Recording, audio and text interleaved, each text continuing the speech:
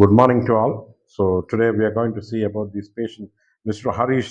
16 வயது நிரம்பிய இந்த இளம் வாலிபர் ஏதோ ஒரு காரணத்திற்காக பாராக்யூட் அப்படின்ற களைக்கொல்லி மருந்தை குடிச்சிட்டாப்புல. இந்த பாராக்யூட் களைக்கொல்லி மருந்து குடிச்சாவே இது காப்பாற்றுறது ரொம்ப ரொம்ப கஷ்டம்.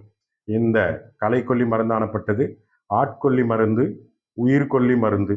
ஸோ இதை சாப்பிட்டவங்க 98% யாரும் பிழைக்கிறதுக்கான வாய்ப்பே இல்லை. ஸோ இவனை போன மாதம் 24/5/25 மே மாதம் 24th 5 o'clock குடிச்சிருக்கோம். 8:30 மணிக்கு தான் அவங்க பேரண்ட்ஸுக்கு தெரிஞ்சு, அதுக்கப்புறம் 9 o'clock நம்ம ஹாஸ்பிட்டலுக்கு அப்பயே நாக்கெல்லாம் ஃபுல்லாக வெந்துட்டு இருந்தது. ஸோ நடுவில் பார்த்திங்கன்னா ஒரு 2 நாள் ஓரளவுக்கு அப்படியே ஓரளவுக்கு இருந்தாப்புல. 3ஆவது நாள் கிட்னி ஃபெயிலியர் ஆகிடுச்சு.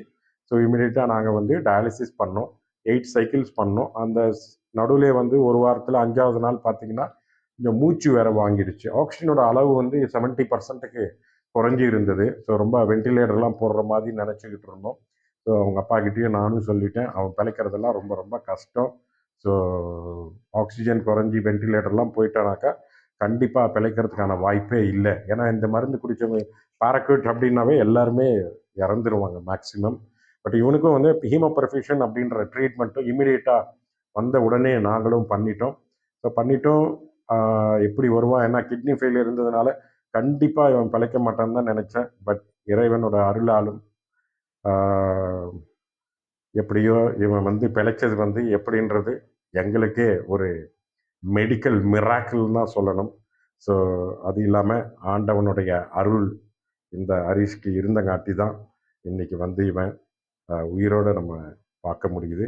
ஸோ அவ்வளோ கிட்னி ஃபெயிலியர் இருந்து அது சரியாச்சு, மூச்சு வாங்கிட்டு இருந்தது அது சரியாச்சு, ரொம்ப மயக்கம், பிபி கம்மியாகி இருந்தது, ஆக்சிஜன் ரொம்ப கம்மியாக இருந்தது. ஸோ இவ்வளோ பிரச்சனைகள்லாம் ஒன்றொன்னா சால்வ் பண்ணி இவனை ரெடி பண்ணி கொடுத்துருக்கோம். இது இறைவனுக்கு தான் நாங்கள் நன்றி சொல்கிறோம். நன்றி. ட்ரீட்மெண்ட் பண்ணோமா, பிழைச்சது அதுதான்மா, ஆண்டவன் செயல் தான், நம்ம கையில்.